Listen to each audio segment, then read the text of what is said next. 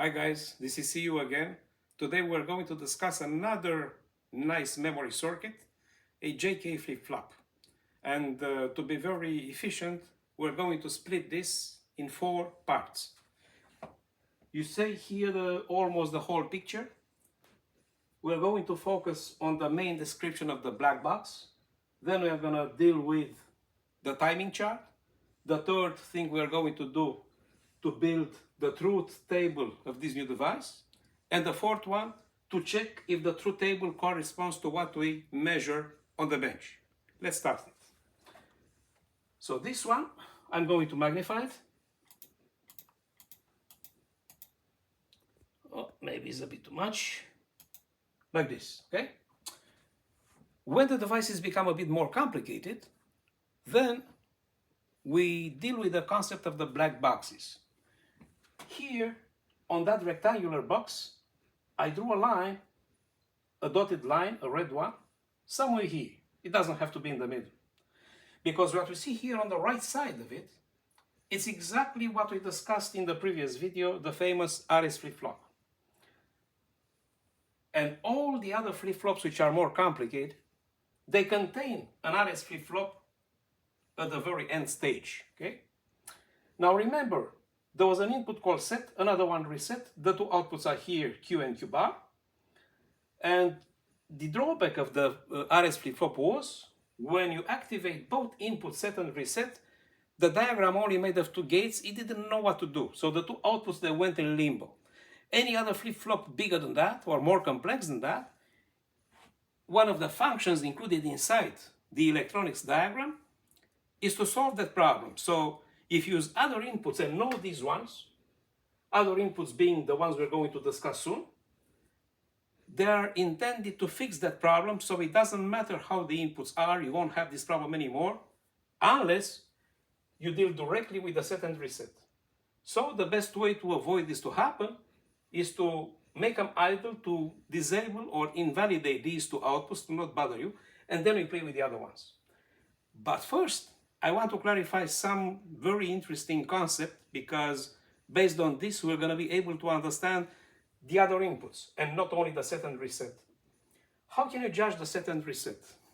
I don't know. Let's say you went to work today, but you didn't take your car. So when you go back home in the evening, you can either take a taxi or you can take the bus. When you take a taxi, it doesn't matter when you take it.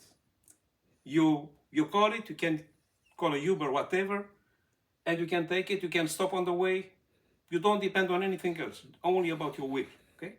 And this is the reason why these 2 kind of inputs, not depending on anything else, they are called asynchronous. Asynchronous because they don't have to depend on anything else, you know? But if you want to take the bus, then even if you go at the bus stop, and I'm sorry, I'm gonna do this stupid gesture, you want to hop in, you cannot hop in if the bus is not there and if the driver doesn't open the door. So you have to be synchronized with the bus schedule. And this is why if there are any other inputs, and not these ones which are asynchronous, any other inputs depending on some schedule, they are gonna be called synchronous. So here on this black box, forget about the last stage, set and reset.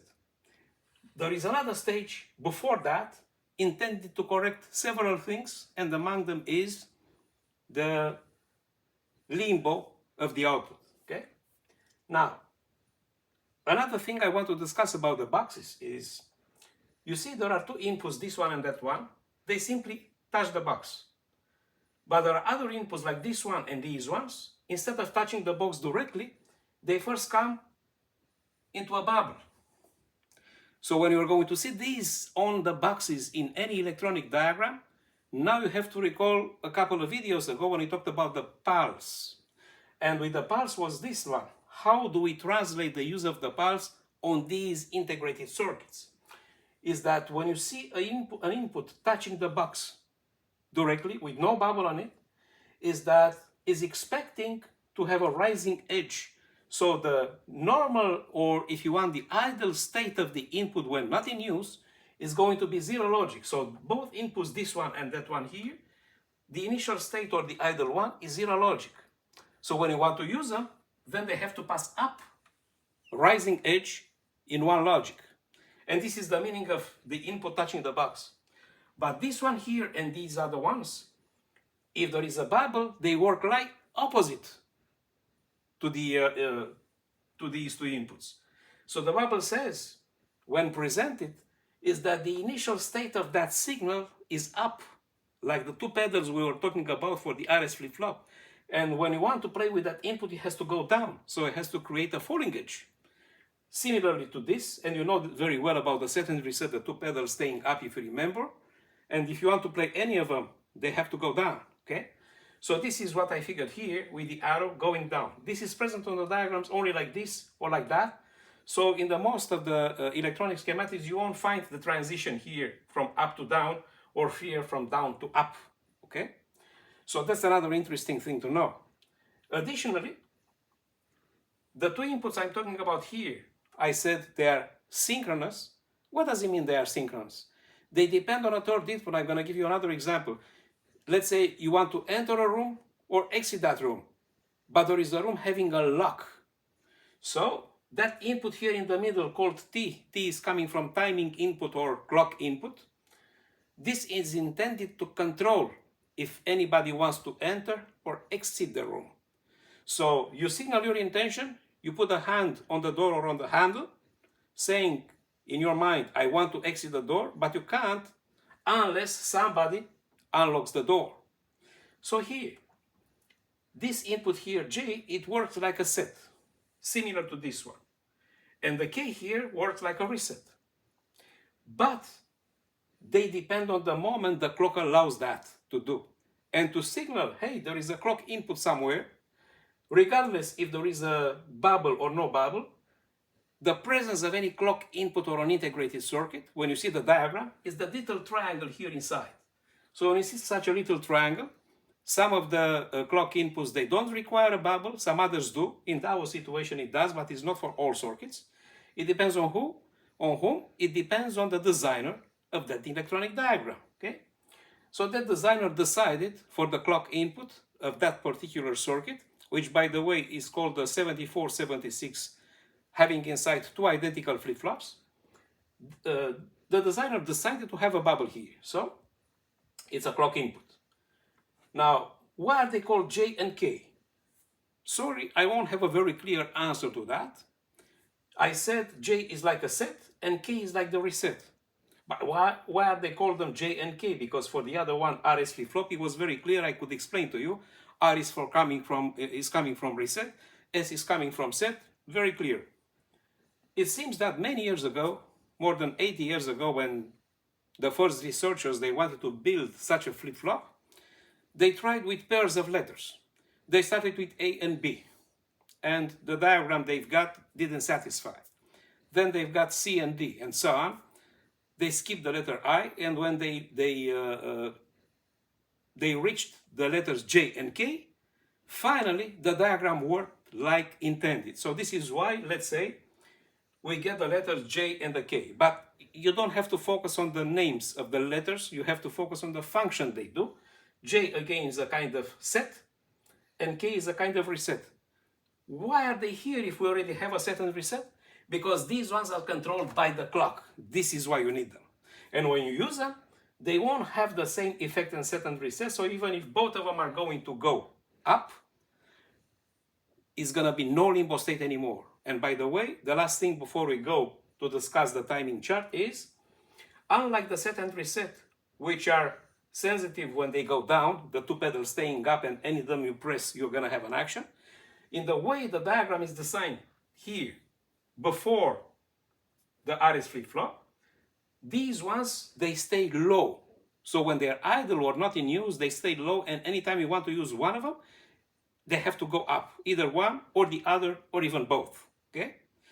So in order to understand the diagram, because the full diagram of that JK flip-flop, depending on the mate, can easily reach up to 10 gates, and some of the gates are going to have 2 inputs, some others are having 3 inputs, some even having 4 inputs, okay?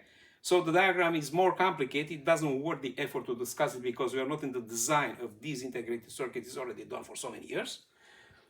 I'm only presenting you something we call the block diagram, which is our black box, okay? And telling you that here is only the last part with the RS flip-flop, and here is the rest of the diagram hidden inside, okay? So let's go now for the diagram to discuss the timing chart, because what you see here, the chart is already filled with all kinds of information. It's too much information there to understand. We have to focus on a clean sheet and then to rebuild this from scratch to understand what happens inside. Let's go to do it. Now we have a clean sheet and we're going to fill it with information in order to understand the functioning of this thing, because it has synchronous and asynchronous inputs. Here on the black box, reminder, we have here the two inputs set. Sometimes we're going to call this preset. We have the reset here. And we have here the two outputs Q, respectively Q bar. Remember, they are opposite to each other. Okay? And this is because since you have a bubble, you have a falling edge. You have a bubble, you have a falling edge. That's how the inputs are working together with the outputs. And the part on the left, remember, this is going to contain the J, which is a kind of reset, which is a kind of set, the K, which is a kind of reset. So both of them are working on a rising edge,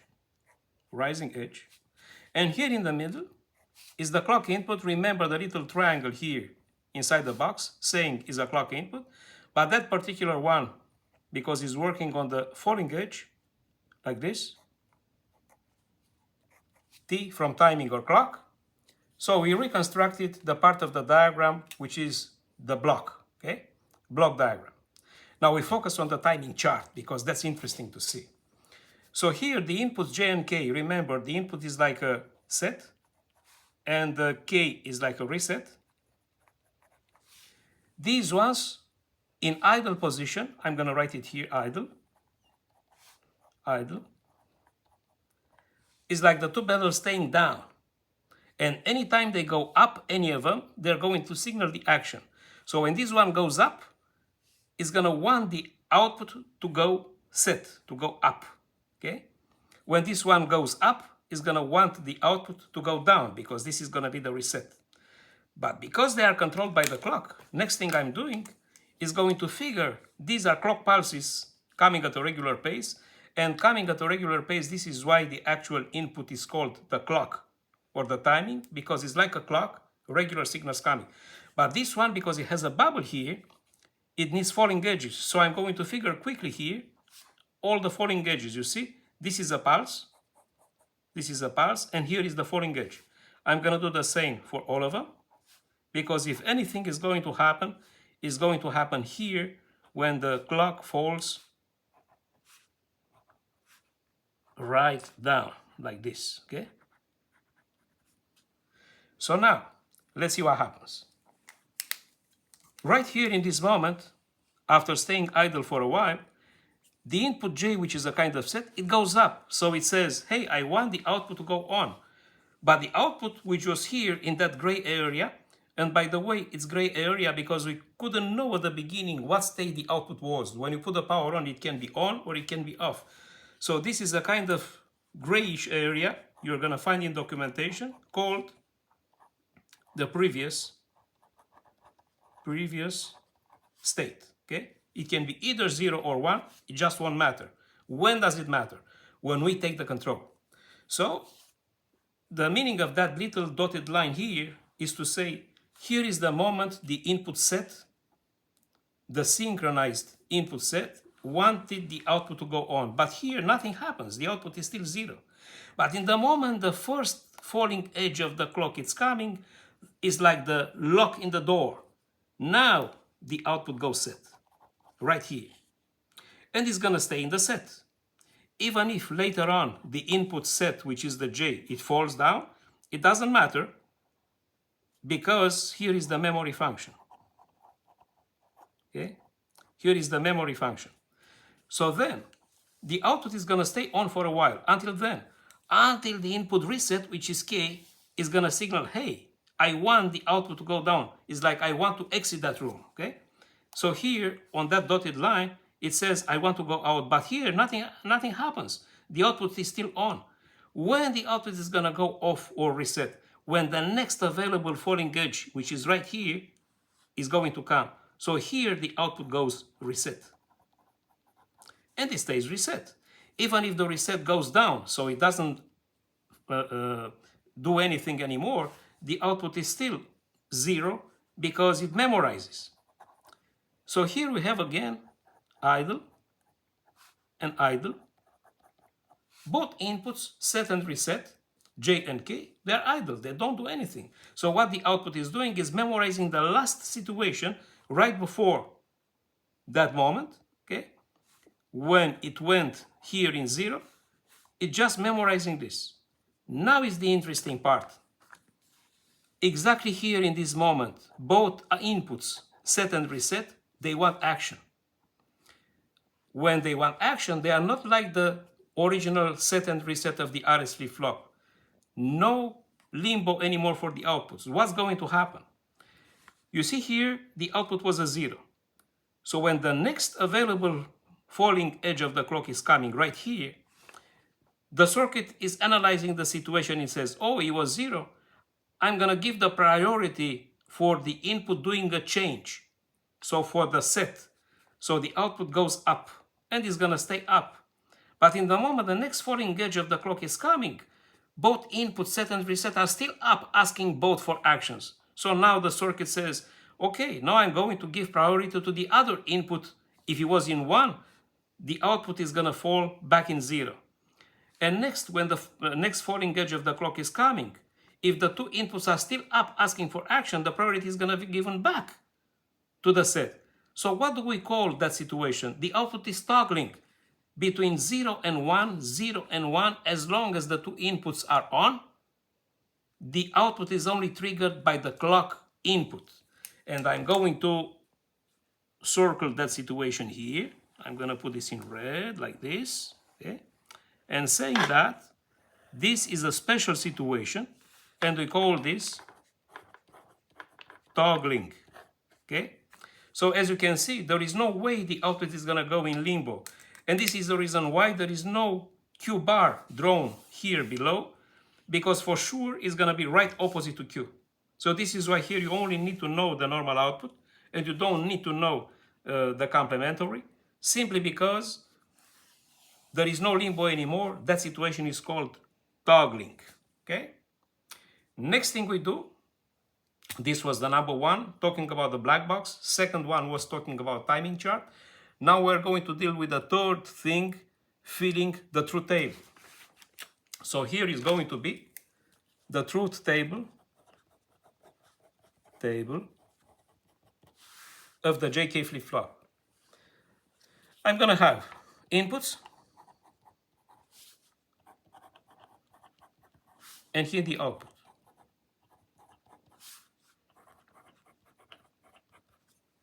But I'm going to have the output in two situations.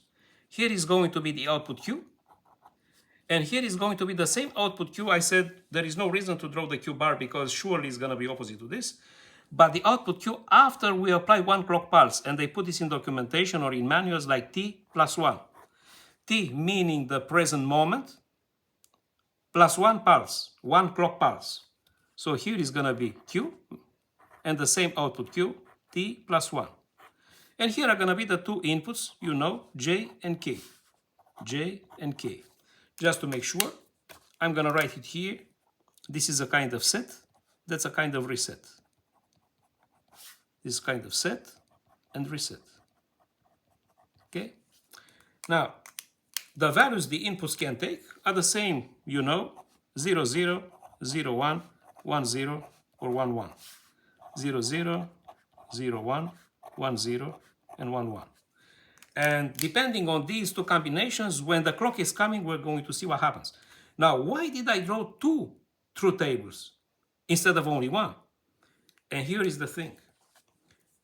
Following our timing chart, at the beginning, when you put the power on, the output can be either 0 or it can be a 1.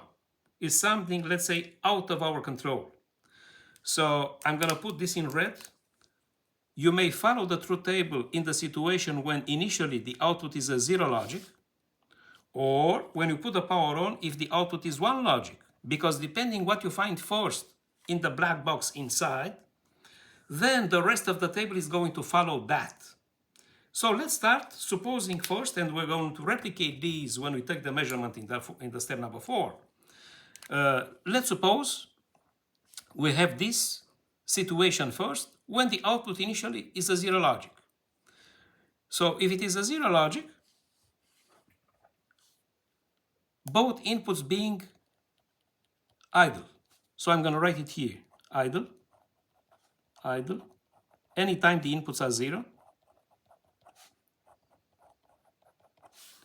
So idle, just to make sure we understand, idle. And when they ask for action, I'm going to write it here, action, action, action, action. And I'm going to fill this for all of them, action. One more. Good. So now, if this was the situation initially and the output was 0, when you apply 1 clock pulse here, it's exactly when you hear. If the output was already 0 and you apply 1 clock pulse, what the output is going to do right here is going to remain 0. So it's going to remain 0 when you apply 1 clock pulse, because both inputs are idle. They don't do anything. None of them is asking for action. Next, this one is going to ask for action. Which of them? The one which is equivalent to the reset. So before any clock pulse is coming, whatever was found here is going to pass. So even if the reset is asking for action, and we are exactly here, even if the reset is asking for action, you're right here, the output remains what it was. So in our situation, it was a 0. But when you apply 1 clock pulse, what's the meaning of the reset? To put the output in 0. So action means the output is going to be reset, reset. Because the input asking for action is the reset. So it's still a 0. And next time on the next line, the input set is going to ask for action. But before you apply any clock input, this one is going to be continuing to remain 0. When you apply the clock input, this one is going to become a 1 because it's going to be set. Why set? Because this is the input asking for action this time. And then both of them, they become 1. So it's like here, when the output was already 1, like here, when the next clock pulse is coming, then when the next clock pulse is coming, the output is going to become a 0. So this is the truth table shape if the initial state of the output was 0. Now let's find out what if the initial state of the output was 1. So when it was 1, because both inputs were idle, this one is going to remain 1 here. Okay? It's going to remain 1. And it's going to be transferred here 1, even if the action which is reset is going to be required because it's waiting for a clock pulse. But when the clock pulse is coming right here, the output is going to be 0, is going to be reset because the action asked was this one. On the next line, the action required is a 1 logic from the set. So the output still remains 0 because it's waiting for a clock input to come. When the clock input is coming here, this is the meaning of the t plus 1. This 1 asks for action for the output to become a 1, which is a set. And if both inputs are 1, the output is going to still be 1 waiting for a clock pulse to come. So when the clock pulse is coming, if the output was 1, it's going to toggle in 0. Okay, so this was toggling, and here was the same toggling. Okay, now before we go for a practical checking of this, take a look. It doesn't matter what happened on the first line, okay, because this was the previous state.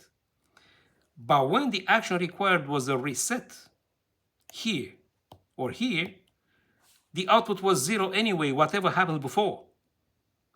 And when the action required was set from here, because J is a kind of set, the output went in one, whatever happened before, because that's the meaning of the set. And when both inputs were asking for action, if the output was found in 0, it's gonna toggle. If the output was found in 1, it's gonna toggle to 0, okay? Because this is the toggling. So in the moment you take the control, the truth table is going to respect very well the timing chart. It's gonna be no confusion anymore. You just have to be aware of that situation, that you may have either a 0 when you start, or you may have a 1. And we're going to check both. And now before we go to check this on the bench, just to mention that this one here, what you've seen, the JK flip-flop, is half of the package. Let's say 1, 2 of the package, 74, 76. When you see this one, it contains 2 JK flip-flops in the same package. Okay, it has a counterpart in the CMOS series, and the counterpart is 4027. Even if it's not working identically to this one, the function is really the same. So in TTL, let's mark it here, in TTL technology, you have 74, 76, 2 identical JK flip-flops in one package. We're going to use it next time. We're going to see how the pins are.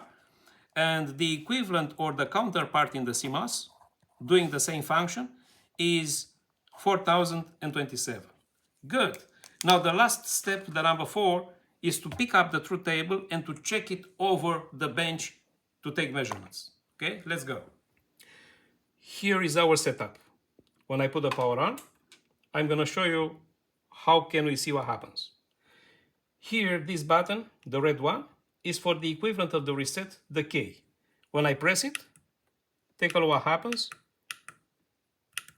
This is one logic, this is 0 logic. So now the input is idle because it's 0. When I want to signal action, I put it on, okay? Same thing about the equivalent set, which is the J, is this one here.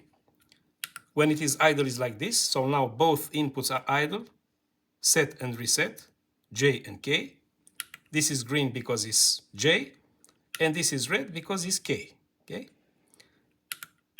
When both of them are going to ask for action, it's gonna be like this. And this one here is the light showing the clock input. This is why I put it on all the time, because when I press it, you see it's going on. When I press it, okay, this is the clock. And this here, this one is the output. So let's suppose we start with that situation here when the output initially is 0 logic because it's off. When I give it 1 clock pulse, well, even if I give it 2 clock pulses or 3 clock pulses, what the output does is going to remain in 0 because it was already 0 and the 2 inputs are idle. When I'm going to press here the reset is the K, is that, you see, I press this one and I ask for action. What happens to the output right now? It remains a 0. Why? Because it's waiting for a clock pulse to come. When the clock pulse is coming, take a look. This one goes back on. Nothing happens here. Why? Because the action was what? To have it reset. But because the output was already reset, there is no reason to change. Now the action expected, this one goes back idle, the reset. And the action expected here is a set because it's the J. And when I give it 1 clock pulse, oops, the output goes 1. It was 0, but when I give 1 clock pulse, the output goes 1 because 1 means what? Hey, I want to set. Set means 1 of the output, okay? And now both inputs, they ask for action. What happened to the output? It remained 1. Why? Because it's waiting for the clock pulse to come. And when the clock pulse comes, if it was a 1, now it goes a 0. But because both inputs, they remain in 1. Remember what happened here with the toggling. Anytime I press it, it goes 1, 0, 1, 0, 1, 0, 1, 0, as long as the two inputs are 1. When only one one is acting, like now is the J, I press it, it goes a 1. And if I press the clock one more time and two more times, three more times, it doesn't matter how many times, it's still a 1 because there is no change. If I want it to change, I have to put the reset on. And when I put the reset, it goes reset. Again, when both of them are going to be 1, the output is going to toggle, okay? Now, let's find out the situation when the initial one here, so the initial one was 1, so the output was 1, okay? Now, if the output was 1 at the beginning, right here, but both inputs were idle, okay? Both inputs were idle. When I press the clock, it doesn't matter 1 time or 2 times or 3 times, okay? The output still remains 1 as I found it, okay? Now I want to activate the input reset. The input reset is the red one here, okay? What the output does? It doesn't do anything yet because it's waiting for the clock pulse to come. When I press the clock pulse, then the output goes to 0. Now the input asking for action is going to be J. It's going to be this one and not that one. And what happens to the output? It remains 0 because it's waiting for a clock pulse to come. When I press the clock pulse, now it goes to 1. And when both of them are being 1 logic, are asking for action, what the output does? The output remains in 1 because it's waiting for the clock pulse to come. When the clock pulse comes, it's going to toggle to 0. You see? It toggles to 0. And if I press it one more time, we're right here, it's going to toggle 1, 0, 1, 0, 1, 0, all over again, as long as these two inputs are 1. So you see, that's how we can check with the setup our truth table in both versions depending on the initial state. What was initially found, 0 or 1, okay? So this was the functioning of a device having two kinds of inputs, synchronous, respectively asynchronous. I didn't insist much on the asynchronous because we did this last time with the RS flip-flop. But this time was important to understand the synchronous inputs because they act only when the clock allows this to happen. Thank you very much for today. See you next time. Bye-bye.